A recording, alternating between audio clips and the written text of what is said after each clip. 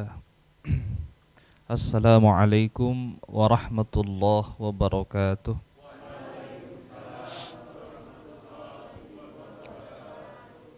Alhamdulillah, alhamdulillahi rabbil alamin. Assalatu wassalamu ala ashrafil anbiya'i wal mursalin, Sayyidina wa maulana Muhammad wa ala alihi wa sahbihi ajma'in, amma ba'd. Ikhwan wa akhwati fillah rahimakumullah, senantiasa kita memuji Allah atas segala nikmat dan karunia-Nya. Salawat dan salam semoga senantiasa tercurah kepada junjungan kita Nabi besar Muhammad sallallahu alaihi wasallam, kepada keluarganya, para sahabatnya, serta kepada siapapun yang istiqamah di atas din, risalah dan sunnah Nabi sallallahu alaihi wasallam. Alhamdulillah, pada sore hari ini kita kembali dikumpulkan oleh Allah Subhanahu wa taala untuk melanjutkan pengajian fikih kita, dan kita masih dalam Kitabus Shalah, kitab tentang salat. Terakhir kita membahas apa ya? Terakhir kita membahas syurutus shalah ya, syarat-syarat salat.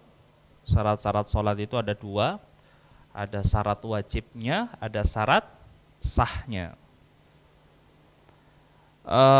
Sebenarnya hari ini kita akan masuk pada arkanus shalah, rukun-rukun salat. Tapi sebelum masuk ke sana, ada beberapa hal ilmu terkait dengan salat yang antum semua mesti ketahui. Berkaitan dengan salat, hal yang perlu Anda kenal tentang salat itu yang pertama adalah apa sih arti makna dari salat, itu satu. Kemudian yang kedua adalah apa kedudukan salat di dalam agama kita. Yang ketiga, apa tujuan salat itu. Dan yang keempat adalah apa fungsi dari salat. Jadi minimal ada 4 ya, pengetahuan tentang salat yang mesti kita ketahui di samping tentang syurut dan arkannya. Yang pertama apa tadi? Apa arti makna dari salat. Yang kedua, apa kedudukan salat di dalam agama Islam. Yang ketiga, apa tujuan melaksanakan salat. Dan yang keempat, apa hikmah atau fungsi salat bagi diri kita. Nah, yang pertama, apa sih yang dimaksud dengan salat? Apa sih makna salat? Salat itu secara lughah, secara etimologi artinya doa. Ya. Jadi salat itu secara bahasa artinya doa. Karena itu di dalam Al-Qur'an maupun di dalam teks-teks hadis, kadang salat itu maknanya doa. Misalnya firman Allah Subhanahu wa taala, "Khudz min amwalihim shadaqatan." Wahai Muhammad, ambillah dari harta mereka sedekah atau zakat. Tutahhiruhum wa tuzakkihim biha, yang dengan sedekah itu kamu mensucikan dan membersihkan mereka. Wa sholli alaihim, dan salatkanlah mereka. Itu ada kata salat di situ. Fa inna salataka, karena sesungguhnya salatmu pada mereka, sakanul lahum, akan memberi ketenangan pada mereka. Pertanyaannya, kata salat di dalam ayat ini maknanya apa? Doa. Jadi wasalli alaihim, salatkanlah mereka, maksudnya doakanlah mereka. Fa inna salataka, karena doamu itu sakanul lahum, akan memberikan ketenangan pada mereka. Jadi pada dasarnya salat itu maknanya adalah doa. Tapi mengartikan salat dari sisi etimologis saja itu cukup apa tidak? Tidak cukup. Kenapa? Karena kata salat ini kemudian digunakan oleh Allah untuk menunjukkan suatu aktivitas tertentu. Ketika Allah Subhanahu wa taala menurunkan syariat, yang dimana syariat itu diantaranya adalah suatu aktivitas yang dimulai dengan takbir dan diakhiri dengan salam. Tentu kan aktivitas ini mesti ada labelnya, mesti ada namanya. Maka Allah menggunakan bahasa Arab yang bernama salat untuk menamakan aktivitas yang dimulai dengan takbir diakhiri dengan salam, sehingga kata salat itu sendiri berkembang maknanya dari sekedar makna bahasa menjadi makna terminologi syariat. Karena itu sholat tidak lagi sekedar diartikan doa, tapi memiliki makna tertentu secara terminologi syariat. Apa itu? Aqwalun wa af'alun makhsusatun, ucapan atau perbuatan tertentu. Jadi tidak semua ucapan, tidak semua perbuatan atau gerakan. Muftatahatun bit takbir, yang dimulai dengan takbir, wa muhtatamatun bit taslim, dan diakhiri dengan salam. Nah, inilah makna sholat secara terminologi syar'i atau terminologi fikih. Jelas sampai di sini? Nah, itu artinya dulu, pengertiannya dulu. Ya. Nah, kemudian perkara yang kedua yang mesti kita ketahui adalah apa kedudukan sholat di dalam agama kita. Ada yang tahu? Taulah, hanya mungkin malu menjawab ya. Kedudukan sholat di dalam agama kita sebagai apa dia? Imaduddin. Dia sebagai tiangnya agama, penyangga agama. Coba bayangkan kalau ada sebuah rumah tanpa tiang, tanpa penyangga, kira-kira rumah itu bisa berdiri tegak? Tidak mungkin, pasti akan roboh. Nah, di dalam agama kita ada tiangnya. Nah, tiangnya itu oleh Rasulullah ya dijelaskan bahwa tiang daripada agama itu adalah sholat. Rasulullah sallallahu alaihi wasallam bersabda, as-salatu imaduddin. Salat itu adalah tiangnya agama. Faman aqamaha faqad aqamad-din, maka barang siapa yang mendirikannya, menegakkannya, maka dia telah menegakkan agama. Faman tarakaha faqad hadamad-din, tapi barang siapa yang meninggalkannya, maka sungguh dia telah merobohkan agama pada dirinya. Jadi orang itu kalau nggak sholat, meskipun muslim KTP-nya, itu seolah-olah Islamnya nggak ada Islamnya. Jadi Islamnya itu roboh dengan dia meninggalkan sholat. Bahkan ada satu madhab di antara madhab Islam, ya madhab Hambali, tapi ada alasan yang kedua, dia meninggalkan sholat hanya karena malas, karena lalai, tapi tetap meyakini kewajiban sholat dan meyakini bahwa dirinya berdosa. Maka menurut mayoritas para ulama, dia tidak sampai kafir, tapi fasik, pelaku dosa. Fasik atau pelaku dosa. Yang menjadi dasar bagi mazhab Hambali, kenapa sampai mengkafirkan orang yang meninggalkan sholat dengan alasan apapun, mau itu alasannya malas, lalai, ataupun alasan yang lain. Jadi sholat itu harus kita jadikan media untuk mengingat Allah. Jangan sampai kita itu kerja sudah mengingat dunia, giliran sholat dunia pula. Bahkan ada orang itu, kalau dia kelupaan sesuatu, untuk bisa mengingatnya dengan apa? Sholat. Jadi sholat bukan untuk mengingat Allah, untuk mengingat barang yang hilang. Itu ada juga seperti itu. Iya kan? Biasanya sebelum sholat, misalnya kunci motornya hilang, itu dia nggak bisa mikir di mana aku simpan. Tapi giliran takbir Allahu Akbar, wah mulai terang benderang itu. Di mana kuncinya hilang. Sebelum salam, alhamdulillah, dalam hatinya udah dapat kuncinya. Itu kan sangat disayangkan.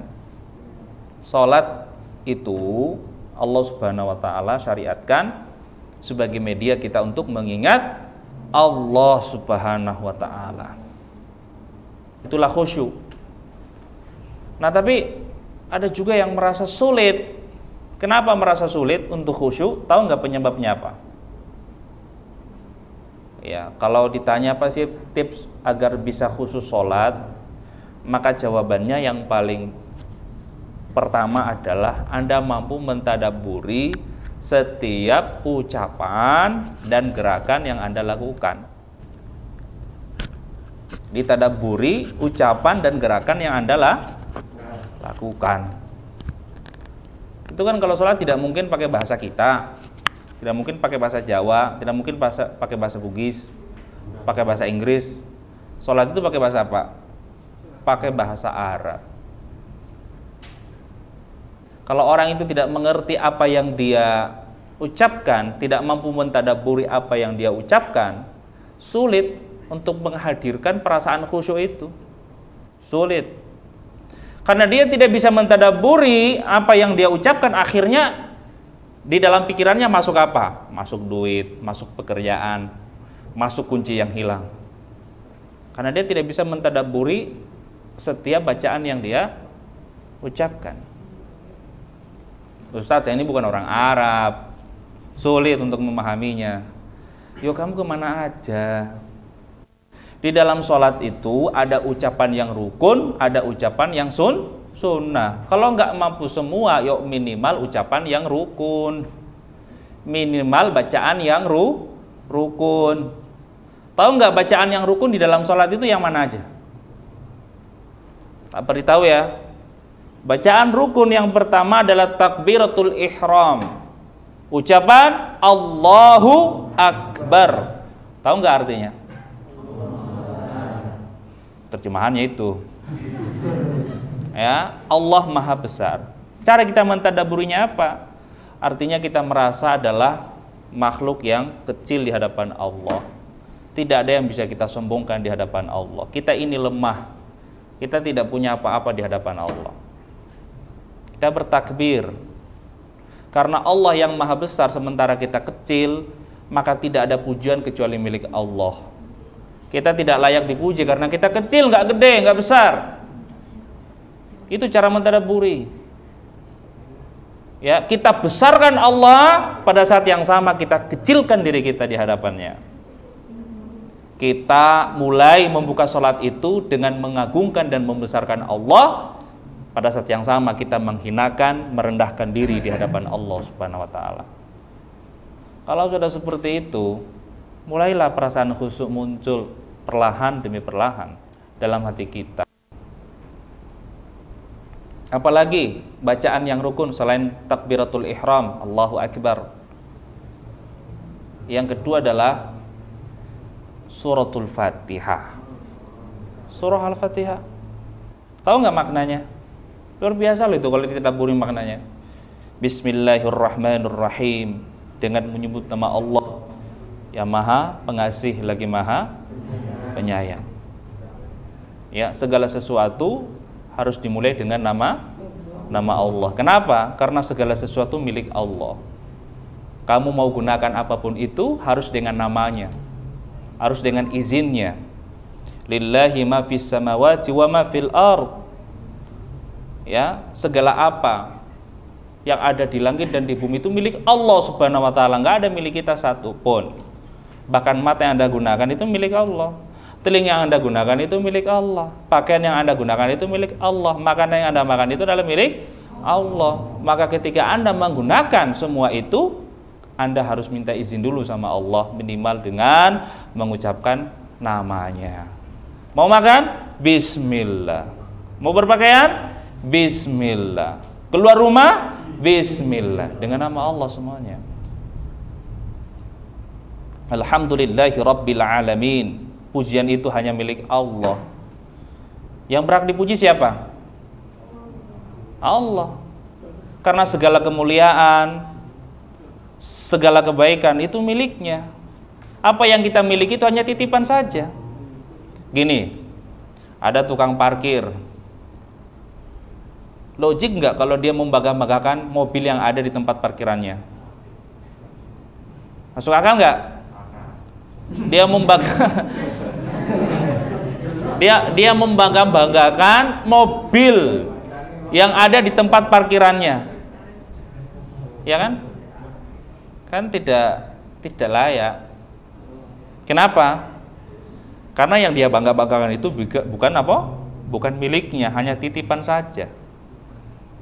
Sama juga apa yang Anda miliki sekarang itu adalah titipan Allah Subhanahu wa taala. Jadi jangan ingin mengharapkan pujian, kebanggaan. Karena Anda tidak punya apa-apa kecuali milik Allah Subhanahu wa taala. Alhamdulillahi rabbil alamin. Segala puji hanya milik Allah, Tuhan semesta alam. Ar-Rahmanur Rahim, yang Maha Pengasih lagi Maha Penyayang. Malik Yaumiddin, yang menguasai hari pembalasan. Kalau di dunia ini banyak nggak penguasa? Banyak. Pak Jokowi itu penguasa di Indonesia. Secara global siapa? Kalau di perusahaan ini apa ya? Kalau secara global masuk dunia yang mempengaruhi dunia ini. Secara politik, konstelasi politik global.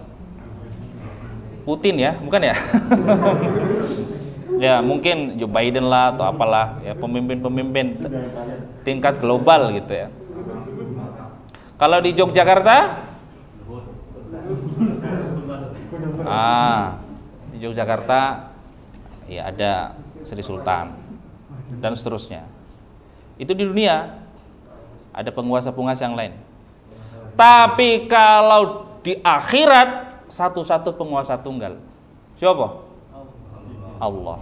Yang tadi presiden di dunia enggak, itu di akhirat. Yang tadi raja di dunia, di akhirat enggak ada raja lagi. Semuanya kedudukannya sama.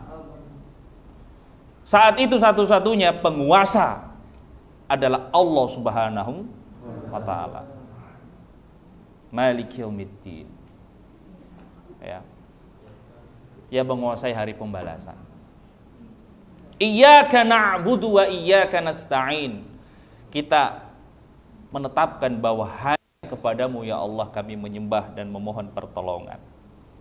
Tidak mungkin aku berdoa kepada selainmu, aku bersujud kepada selainmu, aku meminta kepada selainmu, karena engkaulah satu-satunya Rabb yang maha kuasa dan yang memiliki segalanya. Itu kita mengikrarkan itu. Ihdinas siratal mustaqim, ya Allah tunjuki kami, tetapkanlah kami di atas jalan yang lurus, yaitu Islam.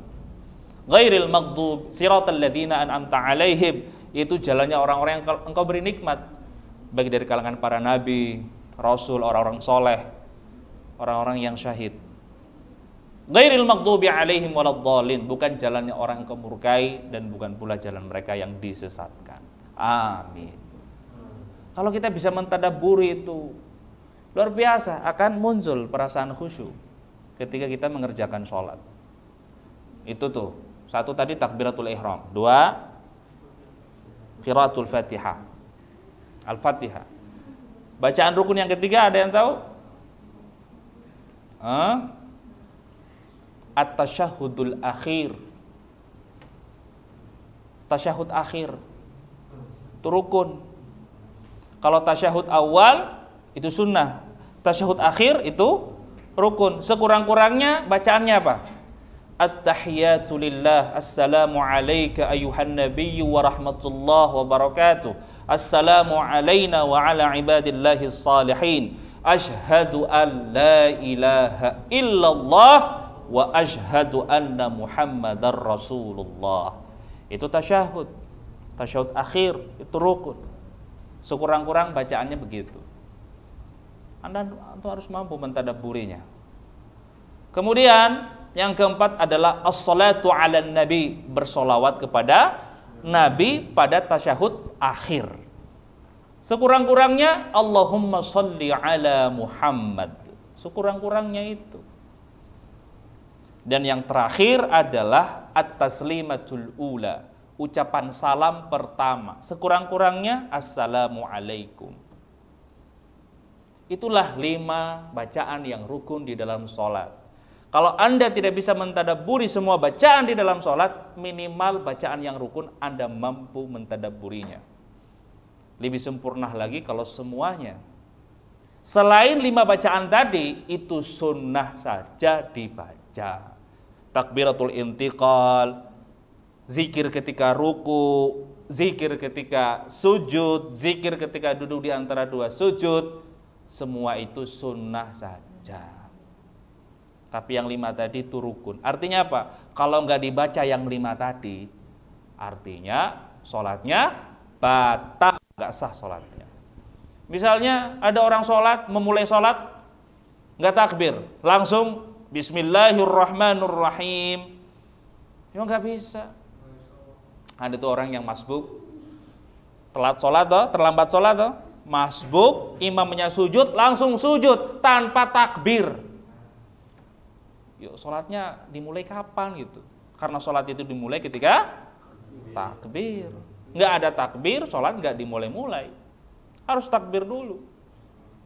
Ya sebelum sujud bersama imam, buka dulu sholatnya. Allahu Akbar. Baru sujud. Jangan langsung sujud saja tanpa takbiratul ihram. Banyak nggak yang begitu di sini? Banyak? Nggak ada Ustadz, karena insya Allah sholatnya nggak pernah telat. Masya Allah ya. Atau karena memang nggak ke masjid. Atau yang paling parah karena nggak sholat, Masya Allah. Astagfirullah ya. Sholat itu karena dia adalah kewajiban yang pokok, itu tidak ada toleransi, harus sholat. Kata Nabi SAW, sholli qa'iman, sholatlah dengan berdiri. Fa'ilam tastati faqa'idan, nggak mampu berdiri, duduk. Fa'ilam tastati fa'ala janbin, nggak mampu duduk, ya berbaring. Kalau nggak mampu berbaring, yo dengan isyarah, berisyarat saja. Apa yang bisa bergerak di tubuh kita? Kalau alis yang bisa bergerak, yo alis saja yang bergerak. Allahu Akbar. Kalau nggak bisa berisyarah, dengan apa? Bil qalb, dengan hati. Bayangkan takbir, bayangkan sujud, bayangkan ruku. Kalau hatinya sudah nggak bisa sholat, bungkus, dibungkus, dikafani maksudnya, lalu disolatin, karena sudah jadi mayat. Kalau orang sudah nggak bisa sholat dengan hati, artinya sudah tidak punya kesadaran, artinya udah mati, udah wafat. Innalillahi wa inna ilaihi raji'un. Jadi nggak ada alasan untuk nggak sholat. Nah, jadi sholat itu adalah media kita untuk berzikir, untuk mengingat Allah Subhanahu wa ta'ala. Kemudian yang berikutnya, hikmah ataupun fungsi mengerjakan sholat. Hikmahnya atau fungsinya adalah sebagaimana firman Allah Subhanahu wa ta'ala, aqimis sholata innas sholata tanha 'anil fahsya'i wal munkar. Dirikanlah sholat, karena sesungguhnya sholat itu dapat mencegah perbuatan keji dan mungkar. Ustadz, tapi ada juga tuh rajin sholat, maksiat jalan terus. Apa istilahnya itu? Sholat terus, maksiat jalan. STMJ. Sholat terus, maksiat jalan. Imam Ghazali pernah ditanya seperti itu. Imam Ghazali, kan kata Allah, sholat itu dapat mencegah perbuatan keji dan mungkar. Tapi kok dia bisa masih bermaksiat kerjanya? Kata Imam Ghazali, mending maksiatnya sekarang. Seandainya dia tidak sholat, maksiatnya akan lebih besar. Kalau misalnya ada orang sholat nih, tapi dia suka jahilin temannya, untung masih jahilin, gimana kalau dia bunuh? Jadi sholatnya itu minimal mencegah dia dari kemaksiatan yang lebih besar. Kata Imam Ghazali, kalaupun dia bermaksiat kepada Allah, masih melakukan dosa, minimal sholat yang dia kerjakan itu mencegah darinya dari perbuatan dosa yang lebih besar, dari perbuatan maksiat yang lebih besar. Gitu. Itu pun sholat orang yang kayak begitu, ya sholatnya tidak sempurna. Tapi kalau orang yang sholatnya benar sholatnya, pasti akan tercegah dirinya dari perbuatan keji dan mungkar. Kenapa? Karena orang yang benar dalam sholatnya, menghayati sholatnya, Karena inti daripada sholat itu adalah berzikir, mengingat Allah dengan penuh pengagungan kepadanya. Ya. Apakah mungkin Anda itu, kalau kita mengagungkan Allah, membesarkan Allah, sementara kita tahu bahwa Allah itu maha melihat, maha mengetahui apa yang kita lakukan, maka akan tumbuh perasaan malu di hadapan Allah jika melakukan hal-hal yang aneh. Coba kalau Anda misalnya ketemu orang yang dihormati, orang yang agung, berada di hadapannya, dia menyaksikan Anda, berani gak Anda melakukan hal-hal yang aneh? Atau malu? Jawab, malu kan? Misalnya masnya ini dipanggil sama sultan di keraton, itu kan diagungkan, dihormati. Di sini Anda berhadapan dengannya, kira-kira Anda nggak kalau melakukan hal-hal yang aneh? Ketawa hahaha, nggak jelas. Atau melakukan sesuatu yang dia tidak senangi, pecahin keramik di situ, atau pecahin benda-benda apa di situ, iya kan? Kenapa? Karena pengagungan kita terhadap seseorang akan memunculkan perasaan malu terhadap orang tersebut. Kita akan sulit melakukan hal-hal aneh atau sesuatu yang dia tidak senangi. Nah, jadi kalau orang yang sholatnya benar, ketika dia mengagungkan Allah, membesarkan Allah dalam kesadarannya Allah maha melihat, Allah maha mengetahui, maka dia akan merasa malu untuk melakukan hal-hal yang aneh. Kalau kita malu kepada manusia, maka kepada Allah lebih berhak kita malu padanya. Kata Nabi SAW, wallahu ahaqqu ayustahya bihi, kepada Allah lebih berhak kita malu. Nah gitu, karena itu di dalamnya disebutkan al-haya'u minal iman. Jadi malu itu bagian daripada iman, malu kepada Allah. Jadi orang yang sholatnya benar, ya, pengagungannya kepada Allah benar, akan muncul rasa malu kepada Allah untuk melakukan hal-hal aneh berupa perbuatan keji dan perbuatan mungkar. Jadi begitu. Tapi kalau orang itu tidak pernah sholat, ingatannya kepada Allah putus, pengagungannya kepada Allah nggak ada rasa malu dalam hatinya, itu nggak ada. Karena tidak ada rasa malu, dia akan mudah melakukan hal-hal aneh, keji dan mungkar. Yang penting nggak dilihat, oh nggak ada yang lihat, tapi kan Allah lihat. Nggak ada yang dengar, oh tapi kan Allah dengar. Kalau orang itu zikirnya benar, sholatnya benar, perasaan malu itu akan muncul. Nah perasaan malu itulah yang kemudian akan berusaha mencegah dirinya untuk melakukan perbuatan keji dan mungkar.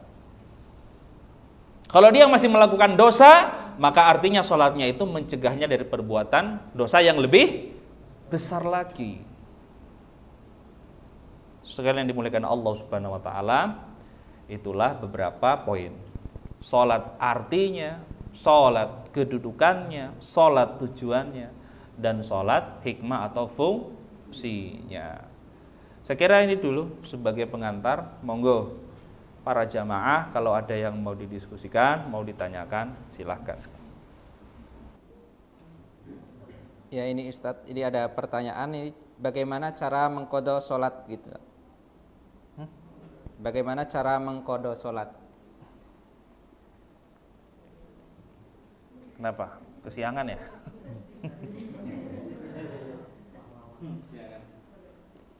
Ya, jadi mengqadha sholat itu ada sholat yang ditinggalkan atau yang dilalaikan karena tidak sengaja, ada sholat yang ditinggalkan atau dilalaikan karena sengaja. Kalau sholat yang ditinggalkan, dilalaikan karena tidak sengaja, misalnya karena tertidur atau karena lupa, maka para ulama sepakat akan kewajiban qadha sholatnya.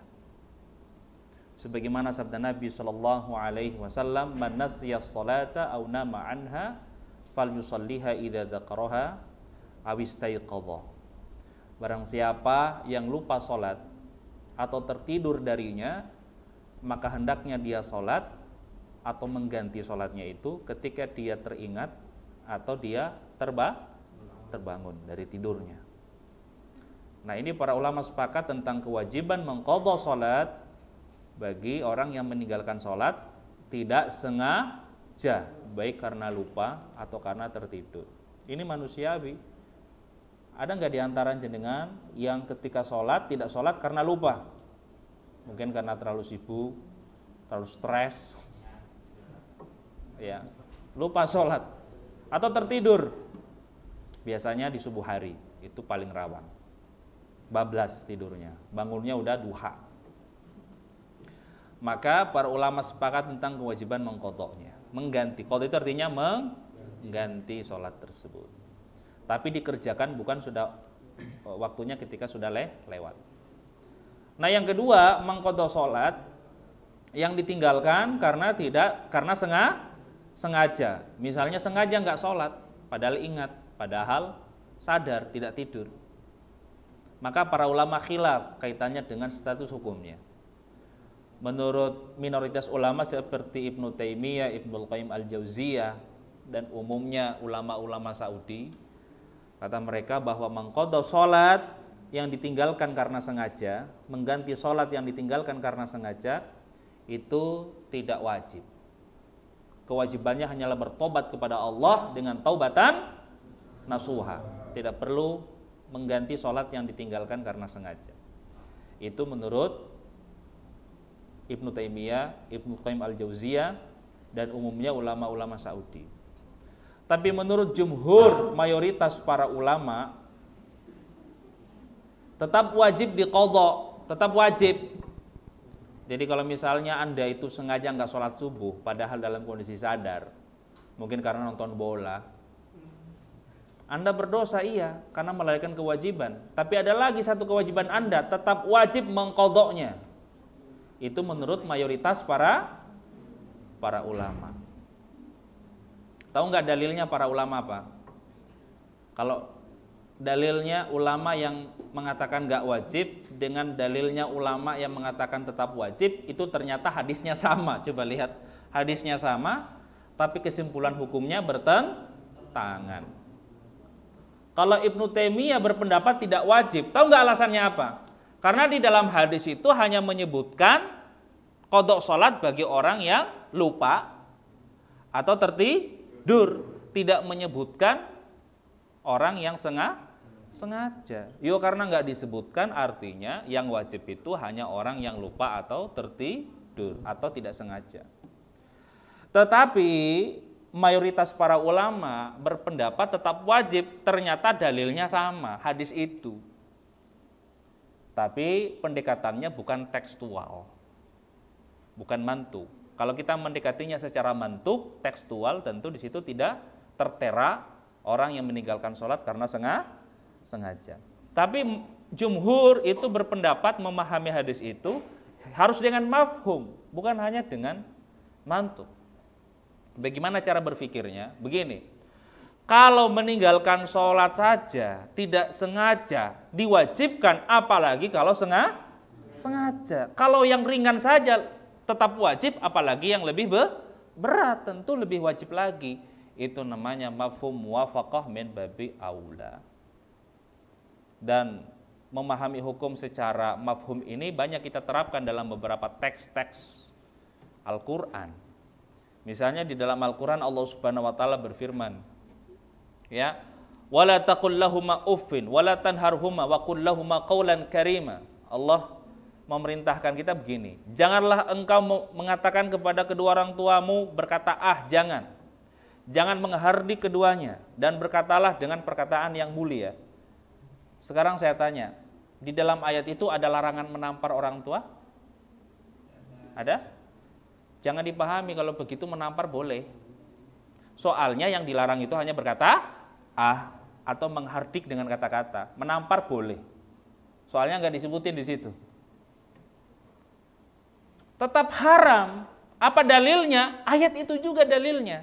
Tapi dipahami secara mafhum, bukan secara tekstual. Artinya apa? Kalau berkata saja nggak boleh, apalagi Memukul. Lebih ringan mana? Berkata ah atau memukul orang tua?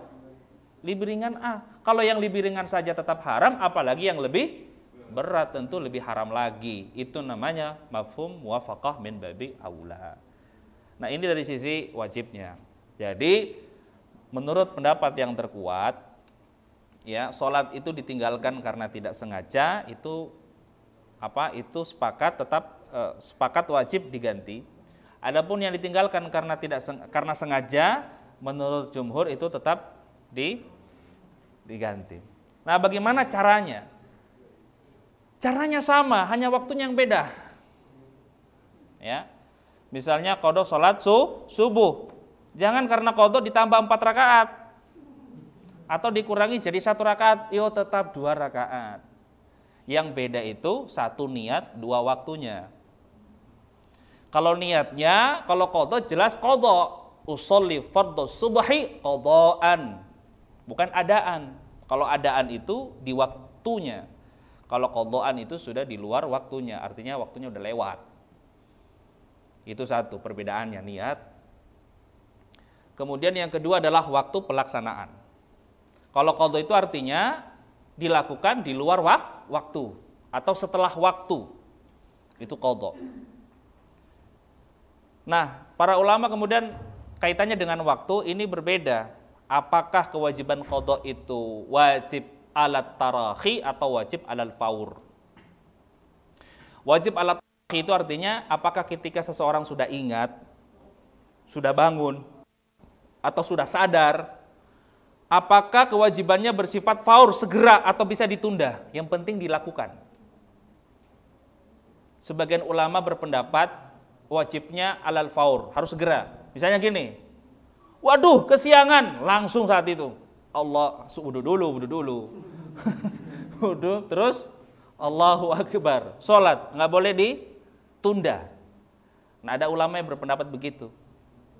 Tapi menurut Al-Imam Syafi'i, kewajiban qadha itu adalah wajib tarahi, bisa ditunda. Misalnya, waduh kesiangan, ya udah nanti aja jam 10 pagi, atau sebelum sholat zuhur pokoknya aku qadha deh sholat subuh. Nah, inilah pendapat yang terkuat yang kami pilih, yaitu kewajiban qadha itu adalah wajib alat tarahi, kewajiban yang boleh ditunda pelaksanaannya. Yang penting qadha. Sebagian ulama juga mensyaratkan ketika mengqadha sholat itu tidak boleh setelah sholat berikutnya. Misalnya begini, Anda kesiangan sholat subuh. Kan setelah subuh ada zuhur. Jangan mengqadha sholat setelah sholat zuhur. Pokoknya sebelum zuhur harus qadha. Jadi sebelum Anda sholat berikutnya, maka lakukan dulu sholat qadha. Itu maksudnya. Meskipun menurut yang kami kuatkan tidak disyaratkan. Intinya pokoknya dibayar utangnya semuanya. Ya, jadi itu ya. Jadi tata caranya sama. Bedanya 1 niat, 2 waktu. Allah bisawab. Baiklah, sebelum kita akhiri majelis ini, kita sempurnakan dengan berdoa kepada Allah Subhanahu wa taala. Bismillahirrahmanirrahim. Alhamdulillahirabbil alamin, hamdan syakirin, hamdan na'imin, hamdan yuwafi ni'amahu yukafi mazida. Ya Rabbana lakal hamdu kama yanbaghi li jalali wajhikal karim wa 'azimi sultanik. Allahumma shalli ala sayyidina Muhammad wa ala ali sayyidina Muhammad. Allahumma ighfir lana dhunubana wa liwalidina wa li jami'il muslimina wal muslimat wal mu'minina wal mu'minat al ahya' minhum wal amwat innaka sami'un qaribun mujibud da'wat wa ya qadiyal hajat. Allahumma ij'al ijtima'ana ijtima'an mubaraka wa tafarruqana tafarruqan ma'suma. Allahumma iftah lana abwabal khair wa abwabal barakah wa abwabas salamah. Rabbana ighfir lana wa li ikhwanina alladhina sabaquna bil iman wa la taj'al fi qulubina ghillan lil ladzina amanu rabbana innaka ra'ufur rahim. Rabbana la tu'akhidna in nasina aw akhtana Rabbana wa la tahmil alaina isran kama hamaltahu 'alal ladzina min qablina Rabbana wa la tuhammilna ma la taqata lana bih wa'fu anna waghfir lana warhamna anta maulana fansurna 'alal qaumil kafirin Rabbana atina fid dunya hasanah wa fil akhirati hasanah wa qina 'adzaban nar wa sallallahu ala sayyidina wa maulana Muhammad wa ala alihi wa sahbihi wa sallam walhamdulillahi rabbil alamin.